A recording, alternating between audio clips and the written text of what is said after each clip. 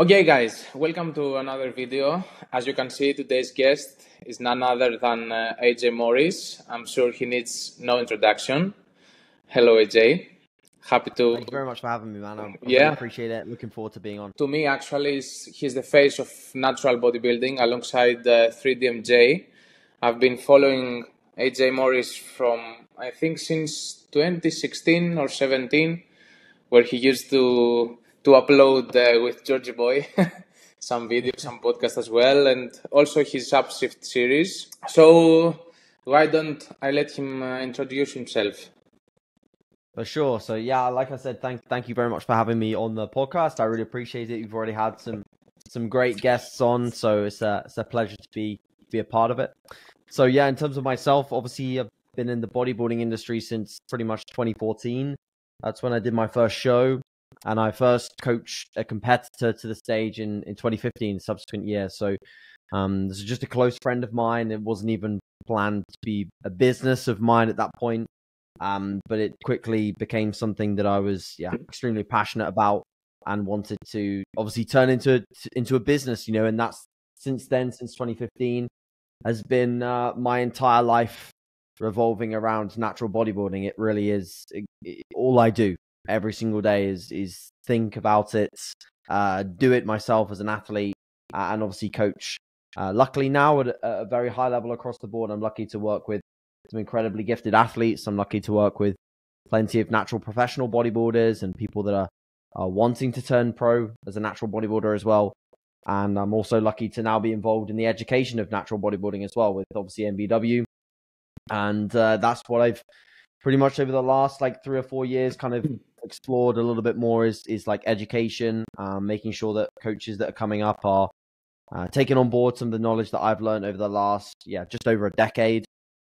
And I'm looking forward to really expanding that over future years and becoming more involved in, still coaching and of course still being an athlete. That will never change, but being more involved in the long-term impact that I have as a coach and as a person, as a, someone that hopefully can have a large-scale impact in terms of natural bodybuilding. So that's really a little bit of a wrap-up of myself.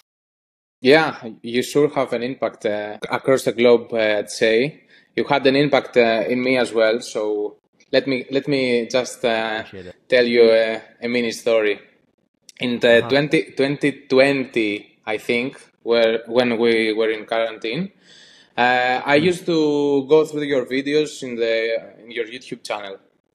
So back then I had some equipment for myself so I can train. And I had to do a surgery. I had a hernia below the abdomen. Yeah, you might remember I sent you a message as well. So I was watching a video of yours. It was with Kuba. It was a leg day, as I remember. Yeah, and there was a specific hack set where you went crazy. I'm talking absolutely fucking crazy. And at that moment, after the set, you were screaming to the mirror. I remember had a blue shirt on. So after this set, at that time, I couldn't move. I think I had surgery a month ago or so, and I was so hyped up that I did the whole upper body workout with just 2 dumbbells, shoulders and arms, being paralyzed, literally. So that's amazing. That's those kind of videos, those kind of moments, they I think they do spark a little bit of motivation and fire within people, that's I think the big thing that I've always wanted to be sharing is how real and raw the process is, and what it actually takes to progress the physique, and what it also means to me to train. Training for me is absolutely everything. I wouldn't be able to be the person I am without without training.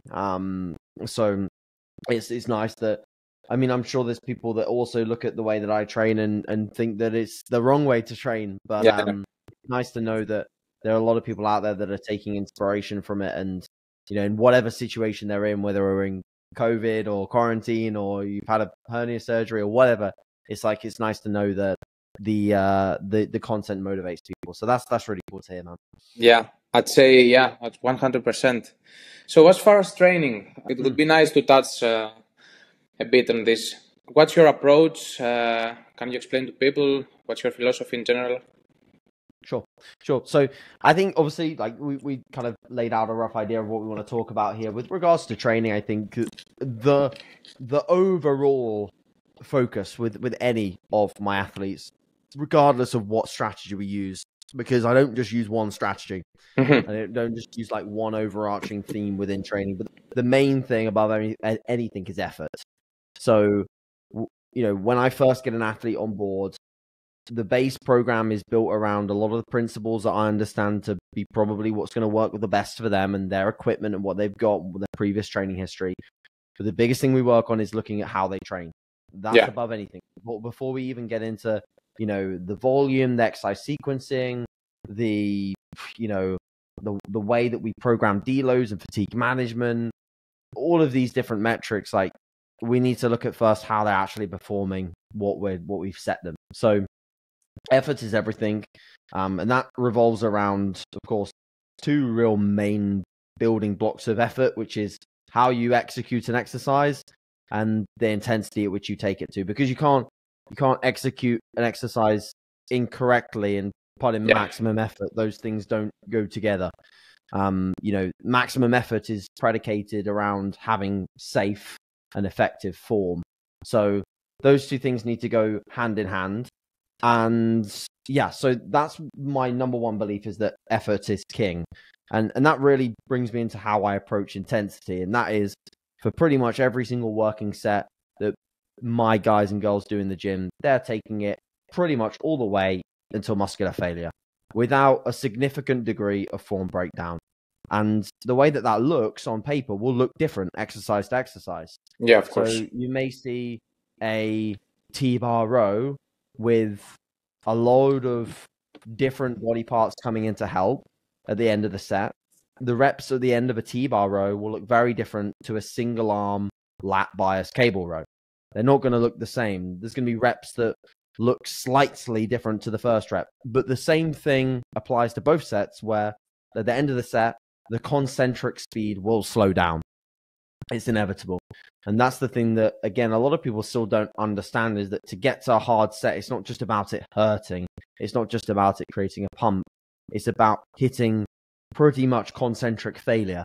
So at that point, we know within the hypertrophy research that we've got, and within also a lot of anecdotal and practical evidence in the gym floor, that is how you get bigger. You do reps that are consistently getting slower and slower and slower until the muscle cannot produce another rep. And that is essentially what really makes up mechanical tension, or what we kind of know as effective reps. The final real 3 to 4 reps that are the most difficult within the set. Those are the reps that we need to constantly chase. But that is, like I said, predicated around effort, execution, and your ability to apply those two things towards the exercises that we've got in the program. And like I said, it does look different. And learning the skill of what actually makes up hard reps is something that I'm huge on. So when I coach a client, it's not just about, okay, let's get into this program, let's attack it. Let's work on your mindset. Let's work on what you're thinking about before you train. Let's work on what you're thinking about before you even approach a bar. And it's why when I get new clients, I'm like, when you send me your form clips, try and send me also on your compounds. I don't really care too much about how you're looking at a cable curl. Yeah, of course. But I care about the first 10 to 15 seconds of watching someone approach a deadlift bar. I care about looking at 10 to 15 seconds before they approach a hack squat, because they should look like they want to fucking destroy it. That's how they should look. That's how they should approach it. They shouldn't look like they're just doing a cable curl. They should look like they're doing something that's going to be requiring a massive amount of focus and a huge amount of energy. And some form of... some form of aggression, some form of assertiveness. So that's a big focus within training as well, is building the psychological skill to be able to actually apply yourself to hard-working sets. When it comes to my main beliefs around volume, I don't believe myself to be like a low volume guy. I'm as much volume as you can recover from that's still effective. That's me. So like, yes, on some exercises, it's lower volume than others, because most of those exercises where you think, oh, that's quite low volume for that session, it's because it's systemically so demanding. So if you look at like a quad session for myself or a quad session for some of my quite strong athletes, Adam being one of them, Adam Power, who've had on the podcast, Joshua Kenyon being another one. You know, pretty much any of my like top level athletes, you'll see probably a similar trend of they're doing 4 to 6 working sets for quads in a quad session, for example. Yeah. So it's relatively low volume compared to what you might be seeing some other people do, where it maybe will be closer to 10 sets per session, which is quite common when you see a lot of 3 sets of extensions, 3 sets of hacks, 3 sets of leg press, 3 sets of this, you know, 3 sets of 8 to 12. So yeah, you might see a little bit of a trend of lower volume. And the reason behind that is because the sessions are so demanding systemically that we have to kind of do less, because if we want to get continually stronger and find ways to basically create progressive overload, the work that we do can't smash us so much into that next session. You have to think more about the overall microcycle than you're thinking just about what we can do in that one day. What can we handle in one day? It's not about that. It's what we can handle and then get better, recover, and then be ready to do it again, but slightly better in terms of load or reps or tempo or whatever. So that's what I believe in terms of volume. In terms of frequency, I really think that when you're looking at bringing up a weaker body part, I think frequency matters a hell of a lot more actually than it does comparatively to volume. This is a frequent issue that I see with people that are trying to bring up something weak, is that they throw the kitchen sink at it with volume. Intensifiers, drop sets, a huge amount of volume on one day. They got a weak chest, so they do 25 working sets of chest in one day. You know, unless you're Doug Miller, you're not recovering from that. Unless you have god tier genetic recovery capacity, which some people do, which, by the way, is one of the best genetic traits you can have as a bodybuilder, is being able to recover from a load of volume and be able to also get strong. Keefe, who's an NBW athlete, is a prime example of that. For the majority of his training career, has trained 7 times a week and continued to get stronger on a lot of big basic movements. Very few people that can do that. And that's a large part around the fact that he's got a very adapted nervous system to that threshold, but also at the same time, he's just naturally got a good level of recovery capacity, very good, like elite level recovery capacity. So yeah, I'm a big fan of hitting things more frequently. So what that basically does is when you've got something weak, it spreads out the work. So let's say, for example, you want to bring up your chest. Instead of doing 20 sets in one session, you do 10 sets in one and 10 sets in the other. The quality of that work's then higher, and obviously the frequency of other body parts might come down in a phase like that. But yeah, I'm a big fan of hitting things more frequently with probably less volume than you would do if you were hitting one session when you're looking to bring up weak areas. But typically, if you've got a relatively balanced physique or you're getting started in bodybuilding, I think you can, of course, again, hit things as frequently as you possibly can. It depends where you're at in your training career. If you're relatively new, probably something like hitting everything twice a week is a great place to start, with an upper lower split. And then as you progress, hitting everything, coming down to maybe once a week for your legs or splitting them into 2 sessions and then still 2 times a week for your upper body. And then as you get even stronger, probably hitting everything once every 5 days. And then that ends up being a really, really good balance setup for people to get better, stronger, and also create longevity. So yeah, that's a bit of a ramble, but that's pretty much my kind of approach. Methodologies wrapped up in a relatively short statement. How about, I'm sure here in Greece, there are people training using metabolic stress rather than mechanical tension, which creates some mechanical tension, of course, but they're not even RER 5 or so. So what do you think about metabolic stress, supersets, drop sets, and other intensifiers? Do they have a place? Yeah, so I think, as far as I'm aware, we've got more and more research to suggest that metabolic stress is something that, comparatively to mechanical tension, is a pretty weak strategy to set hypertrophy outcomes. I think we've known it for a long time before we even had research to support it, that mechanical tension is kind of king. Because if you look at any big guy that, again, genetics aside, any big guy, they've always trained pretty damn close, or if not to failure, with relatively challenging weights, you know, where reps slow down and create mechanical tension. So that's really something that I think most people should be focusing on in some shape or form. As for metabolic stress, I think the importance of filling a muscle full of blood, getting a painful pump it's not a bad way to think at all, because I think in a lot of ways you can drive better mind-muscle connection and maybe improve your ability to contract the muscle tissue you're trying to train. Some weak areas, Yes, exactly. And I think there's a lot of high-level pros that are proving that learning how to... So if you look at... I think Nick Walker's kind of a good example in the sense that you can see with his training, he's very intentful in terms of how he's actually contracting the tissue he's trying to work. So he can make a 3 or a 4 plate hack squat incredibly difficult. But that's also as a byproduct of him, one, building a shit ton of muscle already with previous training approaches where he's been significantly stronger. And two, just training age. Like, I think you just get better at being able to contract tissue under load when you've done it more often. So even now, I leg extend less than I have leg extended multiple years ago, but I am getting more out of the load that I'm using now than I did in the past, because I understand and I feel how I can contract my quad better. But that doesn't mean that I'm just searching for a pump. It means I'm still taking it to failure, but with better mind-muscle connection, and as a result, a better stimulus.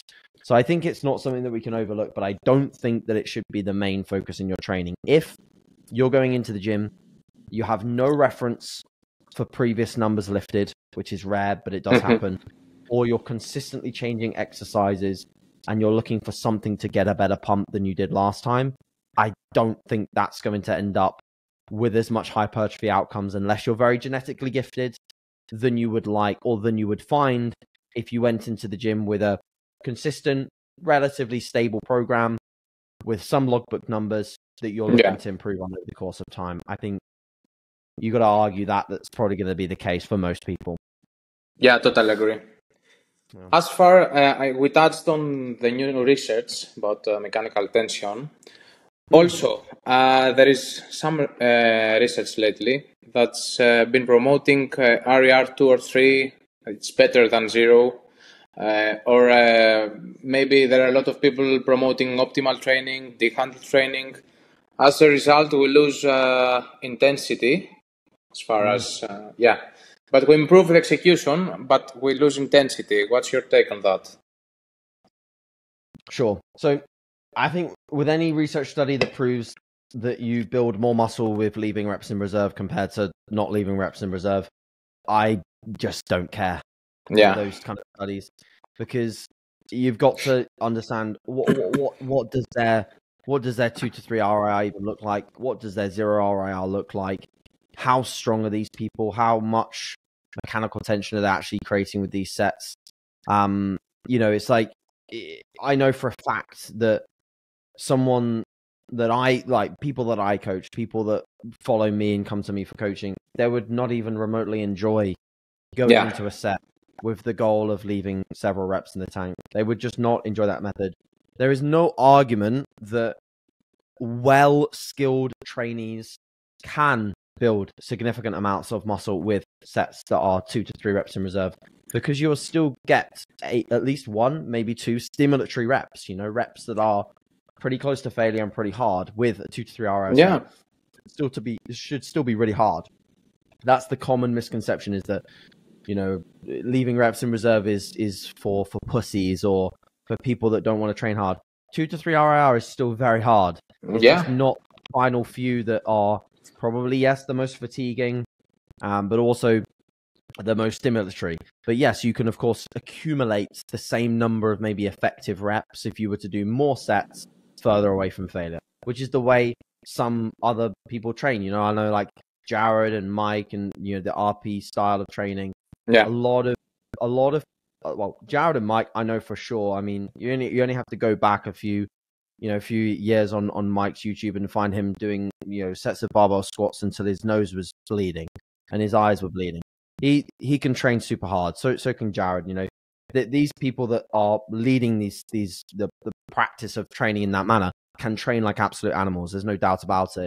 But the problem is there's a lot of people that become followers of them and then take it the wrong way and end up not having the skill to take it all the way there, and then don't grow a huge amount of appreciable muscle mass. And then a lot of people think, oh, okay, well, you just don't build any muscle with that approach at all. Well, you do, because there's a lot of guys improving with that strategy. I think it kind of comes down to just what you really enjoy and what you love to do. I know for a fact I wouldn't like to train that in that way, and therefore, as a result, like I said at the start, it sounds blunt me saying that I don't care, but I genuinely don't, because I don't want to train like that, and neither do my clients. So if a client came to me and said, I want to try leaving a couple of reps in the tank and doing more volume, I'd be completely open to letting them do that. And in fact, I have I'd say maybe 3 or 4 on my roster that have reps in reserve in their training programming, and whether that's working around chronic issues that they have from a fatigue management standpoint or also from an injury standpoint, there's a reason for it. And there's plenty of reasons for people to train in that fashion, and that actually some people don't like the pressure and can't handle the pressure of the logbook, can't handle the pressure of taking every set to failure, and that's totally fine. You can still build muscle. It's not a strategy that doesn't build muscle. It's just a strategy that you have to enjoy and be able to adhere to. But they still need to experience RER 0 in order to know how to train the RER 2. Yeah, they do. Yes, it's a skill. It's something that you're always going to continuously get better at. It's something that you can never complete it. You're always trying to find a way to train harder. Even now I've been training properly for like 13 years, and I'm still trying to get better at taking a set all the way to failure. So, this is why also it's very hard if you go in your first couple of years of training, you find this hypertrophy program and it's got, okay, right, I'm going to leave 3 RIR in the first week. Where even is that for someone that's just started out training? They have no clue where that is. They're probably going to stop at the first rep where it feels uncomfortable, and that might be the set starting. I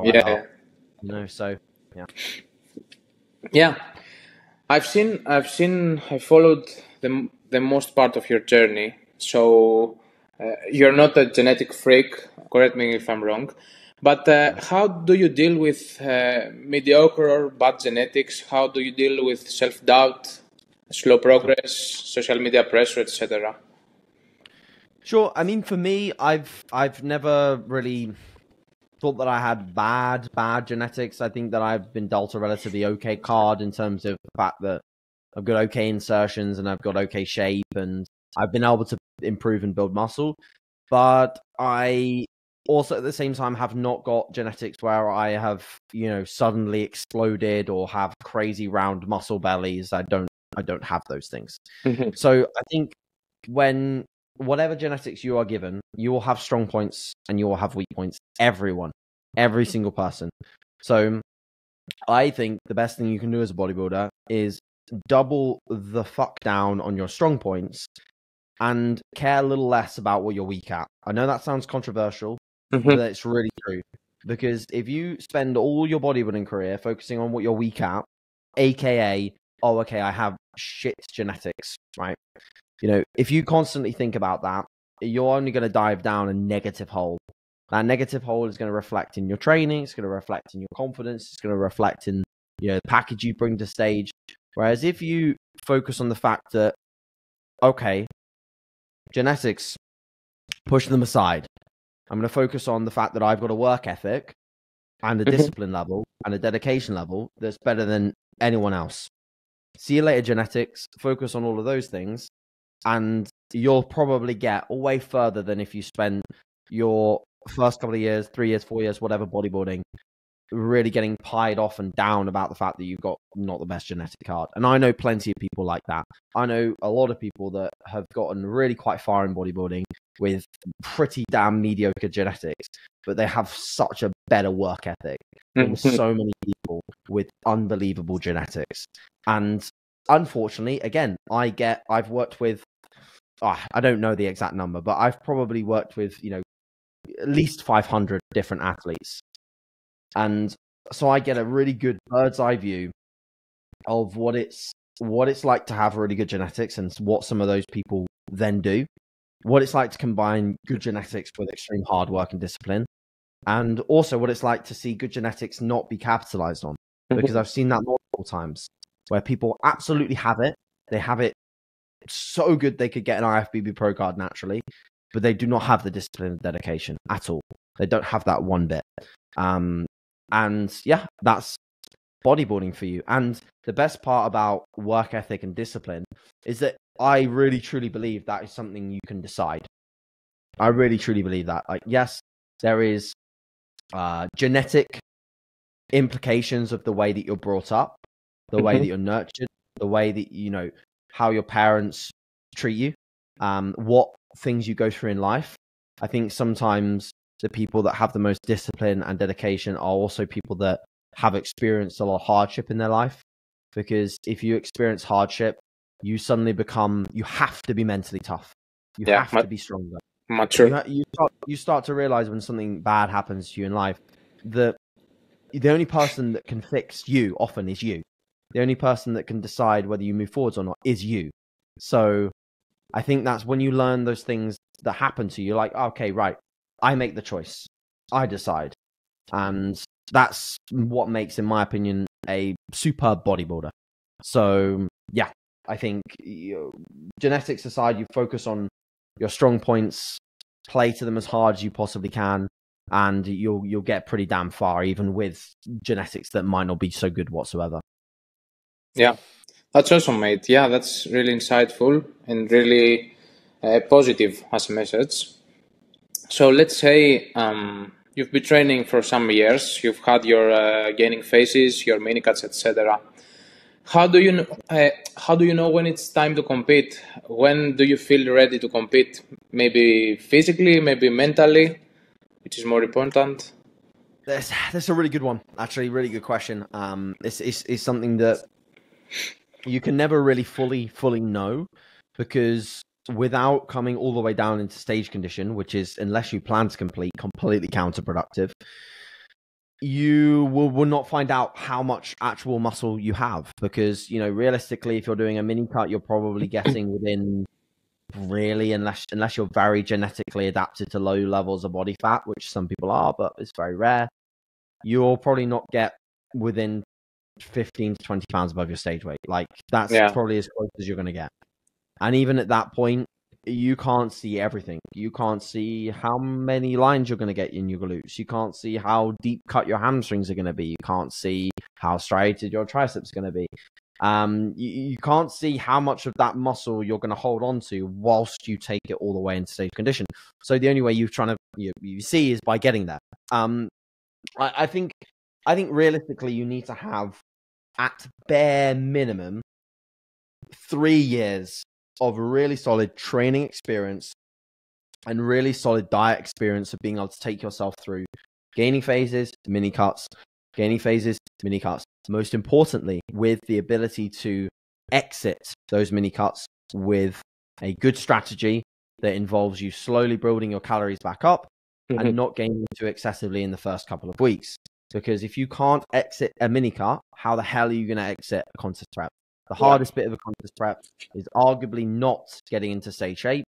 It's actually exiting the prep itself and being able to not gain back all of the weight that you've lost in a matter of weeks, which unfortunately does happen to a lot of people. And the other thing that you need to understand is that you need to go through several mini cuts, and purposefully, with a lot of my athletes that I am working with for the first time, and I am exploring whether I know that they can handle a prep, I purposefully go a little bit more aggressive in the mini cut phases to see what their response is in terms of, okay, how do they handle diet fatigue? How do they handle hunger? How do they handle low energy? How do they handle disrupted sleep?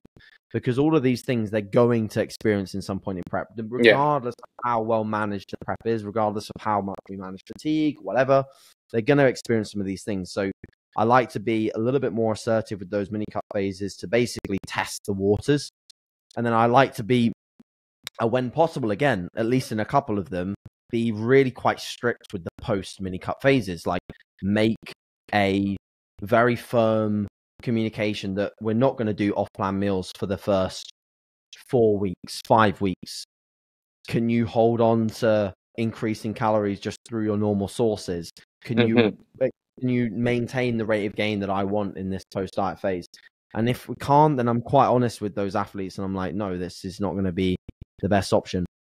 The other big overarching question is, when have I got enough muscle? You can kind of tell that when you come down in your mini cuts. You can start to see, okay, what am I actually working with here? Is this enough? Is this not enough? You can also see that in training performance as well. Once you get to a certain level of strength across some movements, it's natural that you're probably going to have a good amount of maturity through those areas, just through lifting that amount of load with good form for a good period of time. So you can start to kind of like learn your lessons there as to whether you've got enough muscle mass. But like I said, you're not going to know until you get absolutely all the way down. And you know what? There's no harm. Like I said, if you've got the 3 years of at least training experience, diet experience, mini cutting, all that jazz, and you've got a good start point, you've hopefully got a coach or someone that can help guide you for that first one, then there's no harm in doing it, and getting close and saying, okay, maybe now's not the right time with the muscle. That's okay. Like, that's not a huge issue. Most of the time I like people to even then still commit and get on stage, experience it, and realize that first one we just learn, and we go from there and we build more tissue. I've had clients step on stage in those circumstances before where we've been like, you know what, we just need a bit more time to be competitive, but we're still going to do it. And, I think the common misconception with a lot of people that are like obviously very passionate about bodybuilding is that they need to win the first show, and they need to be, you need to be competitive out of the gate. I wasn't, super competitive out of the gate. I didn't win everything that I did. I came third at a regional and then didn't place at a couple of British finals. That was my first season of competing. It took me a while until I was able to win regional shows and win British finals. It took me a lot of learning how to do things better, how to maintain more muscle, how to build more muscle before I even got there. So, if you end up, being one of these wonder kids that wins everything and wins an overall at 18 years old, and you got to realize that, again, like, regardless of your work ethic, and yes, you can get a long way with your work ethic, there will be kids that out of the box, they're great bodybuilders, and there's not much you can do about that, and they'll beat full grown adults because that's bodybuilding. Unfortunately, it's just the way the cookie crumbles. So yeah, don't it's a difficult one, because I also get this, the whole, as a coach, a lot of the time, you have to ask, what are your goals? You have to set goals, and a lot of the goals that you'll get from people are, right, when I want to win my pro card, but that could be a 10-year goal for some people, like, realistically. So what am I expecting someone to stay in an off season for 7 or 8 years before they even do a prep? Of course not. We're at least going to come down. We're at least going to try and see what you're looking like, get an understanding of the basis that we've got, and then improve and build from there. Because part of being able to improve as a bodybuilder is actually seeing what you look like in stage condition, and seeing what you look like compared to other athletes that might be a bit ahead of you. You can see, oh, okay, I need a bit more glute, I need a bit more hamstrings. Like Adam, we needed a bit more upper lats. It's like these little things that you wouldn't necessarily know unless you came all the way down. You start to learn by doing so. But yeah, prepare yourself mentally, physically, get yourself in the right environment, and yeah, don't be afraid of that first prep. So you could recommend to someone after 3 or 4 years of lifting seriously to try and compete if you want to test the waters. If they really wanted to, yeah, because otherwise you will maybe fall into the line of one of these perma off-season bodybuilders. It just stays in the off-season forever, growing and building and waiting for what? I've even have to call myself out on it with some clients sometimes, that we just get into this perma off-season where we're like, there's not enough. Well, how do we know? Like, we've only come down in mini cuts. Let's just do it. Let's do the prep. Let's take it all the way there. You've shown me you love bodybuilding enough, and let's learn from it. And even if it results in something that we need to improve upon, at least we've learned, and at least we've had fun and we've enjoyed it. And that's the main thing, is that we have fun. This is meant to be fun. Yes, it's challenging, but it's also meant to be an enjoyable process. Yeah, that's super accurate. Also, there are some people, I think, that they love the lifestyle, but as far as competing goes, they might not they might not like it. So Exactly, you need to learn that. yeah, Yeah, you have to test that. stepping on stage is the only way you're going to learn it. Okay, yeah, that's perfect. So how do you choose the right category for you? Are there any tips you could give? Sure. So I think it's pretty clear when someone comes to you that what category they're going to fall into. For me, at least, it's pretty clear. Of course, getting leaner helps because you start to see what's, actually there in terms of what we can work with. But I think, if you're going to be men's physique, you've probably got a little good wide width to your shoulders. You've got probably genetically a narrow waist, and you've probably got quite nice developed abs, which are relatively symmetrical, combined with a good top line. And if you've got all of those things, you're probably men's physique. A common misconception, again, it's that I've got bad legs, I'm men's physique. If you've not got men's physique shape, but you've got bad legs, you just need better legs. It's as simple as that. You just need to build better legs. Because if you go on men's physique and you've just got bad legs, but you've also not got the shape for men's physique, you're just going to not place, and that's again, so just build something that's better. It's as simple as that. Classic physique is, again, one of those things that I fully believe, unless you have real classic lines, you have the perfect vacuum pose, you have a really good side chest pose with a really big top line, and you can vacuum that shot as well, and it just looks super classic. You can hit a classic pose like a twisting back double, or a front double with the hands on hip, and it just looks super flowing like a statue. Then okay, maybe you're classic. But most of the time, a good classic and natural athlete is just a good natural bodybuilder anyway. Again, Adam's a great example of that. At the Olympia, he won both categories. The reason why he won both is he's just good in both. Yeah. And that's as it gets. If you're good in classic, you're really good in classic, you'd probably be a good bodybuilder as well. Jack Kingsley Clough last year, who did amazing in classic, he would have also done very well in bodybuilding. Probably a bit better in classic because, you got to realize that classic is also, when you really go full blown classic, it's also, it's a look, it's a stage presence. It's kind of the same thing with men's physique. A lot of the guys in men's physique, you're not going to, be rude and say that you can't win if you're not a super attractive looking guy. But if you're a super attractive looking guy and you're very aesthetic, you're probably going to suit men's physique because a lot of the winners are looking very aesthetic. They have good facial structure. They take care of their hair, everything like that. The look is good. You can win a bodybuilding show and you can have, not the best aesthetics up here. Yeah. And you can still win in a bodybuilding show because it's still about stage presence, but it's the whole package. Yes, it makes a difference, but it's less so than men's physique. And then classic is also, like I said, Jack Kingsley Clough is a great example because he's got the mustache, he's got the hair. It looks like a blast from the past, and that's what it's meant to be. It's meant to be a blast from the past. It's meant to be a classic physique. It's like if you race a classic car, it has to be classic. You're not going to bring a modern day car to a classic car race, are you? So if you've got a classic physique, you've got to look like the classic physiques. And that involves everything from, the top of your head down to your feet, everything. So, and that's clear. And then with regards to female categories, this one for me is so basically it depends on muscularity. Female categories really does depend on muscularity. If you've got a low level of muscularity, you're probably going to end up in bikini.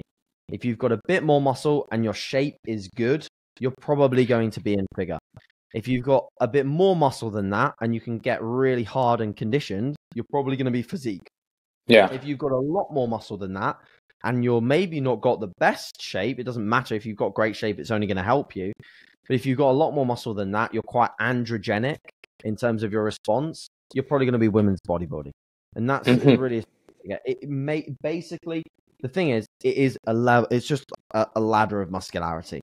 That's all it is. Because you could have really good shape and have figure shape, but not quite enough muscle and you're bikini. Or you could have probably maybe a little bit more muscle in your lower body and less muscle in your upper body and you'd be bikini. Again, it depends on the balance. If you've got relatively balanced muscularity and you've got good shape, you're going into figure. If again, hardness, graniteness, maybe a little bit older in terms of training age, or you're just a genetic freak, women's physique. So that's really as simple as it gets when it comes to the women's categories. Yeah, I see. Yeah, I think it's a bit more tricky with female bodybuilding. Let's say, for example, Danai. She's Sure. Greek. She's she's just like my girlfriend. She has bigger legs than upper body, and she's way leaner on the upper body than her legs. Sure. How would you choose the right category for types like that? It's difficult because you're basically to get into women's physique condition, which is probably the right category for her. It's just a terribly long diet. You know, it really is. It's a terribly long diet, and it's a long time spent in a pretty damn poor position physiologically for a female. You know, natural or not, but especially natural, without the aid of especially thyroid hormone, exogenous thyroid hormone that you can use as an assisted athlete. Without the use of that, you're running into some pretty rocky territory to get these people lean, even with fatigue management in place. It's a long time spent on pretty damn low calories and relatively high expenditure. So, you know, like Denise is still recovering from the prep last year, you know, and she will be for another 2 to 3 months, maybe even 4 months, because it's a long time spent in that state. So yeah, I think that plan out your prep a lot. Do as many stints of dieting, then a little bit of gaining, stint of dieting, a little bit of gaining, just to try and like take the body slowly down to that composition. Yeah. But that's probably the category they're going to hit, because, you know, the thing is with bikini, with figure, you've still got to have a lean lower body. Unfortunately, you can't get away with a softer lower body. Yeah, of course. You can maybe get away, but you can't really, even in, like, obviously some categories, some natural federations are starting to introduce wellness now. But even in wellness, it's not about having a soft lower body. It's about having a very, very big lower body. So, and the upper body actually being a little smaller in comparison. So, you know, if she's got a, you know, good development to the upper body, but also much softer legs, it's probably going to be physique, but just a very long diet to get there. Yeah. Yeah, I see. Because you have to bring condition even in bikini, of course. Yep, exactly. You have to be lean from the glutes and hams. Yeah, it's all about the muscle that I think differentiates categories. Yep, exactly. Okay, perfect. I want you to give a message to people, whatever you want, about natural bodybuilding, if someone wants to try and join the community. Sure. So yeah, I think, you know, in terms of people wanting to get involved in natural bodybuilding, it's an amazing community. It's full of very supportive individuals that only want to help and you know, continue to educate you if you're starting out. So like I said, you know, MBW naturalbbworldwide.com is a great place to kind of educate yourself a little bit more. You know, if you're English speaking, it's a fantastic opportunity to learn from the courses. You know, share your journey or ask questions in the forum, and of course follow the training in depth of some of the, you know, top athletes in the game and kind of learn from them. So and at whatever level you're at as well, you know, we have, you know, obviously athletes that have less experience, we have athletes that have a lot of experience, because it's helpful to have an understanding across the board about what it's like to be an athlete in natural bodybuilding at whatever level. So yeah, like, but yeah, I mean, just the best advice I can give is just make sure that you have fun and you enjoy it, you know, regardless of your approach, regardless of whether you're doing things that are optimal on Instagram or whatever. Just have fun and don't get too distracted by several different ways to skin a cat. Try and if anything, find your own way first, and, you know, actually almost ask yourself the questions rather than asking others at first. You know, in the first year of training, ask yourself the questions. Ask yourself, am I enjoying what I do? Am I making progress? Am I recovering from this session? Am I not? Because if you start to actually get quite self-educated, you can learn so much more about your body and about what's going to work well for you if you actually don't rely on a load of external factors to be able to get better. I say that, of course, I've just plugged the site, but learn yourself first and then ask the more in-depth questions later. I think that's a really good way to start. Yeah, you have to observe your body. I have to say thank you very much to AJ for, I know he's a very busy individual, for sharing his time with us and his knowledge. Pleasure. Yeah, thank you. Okay, guys, till next time, let AJ do the talking. Yeah, thank you very much for listening, and thank you for also hopefully understanding my terrible Greek. Yeah. I'll leave everything down below in the description as far as the site goes and his Instagram handle. And till next time. See you later.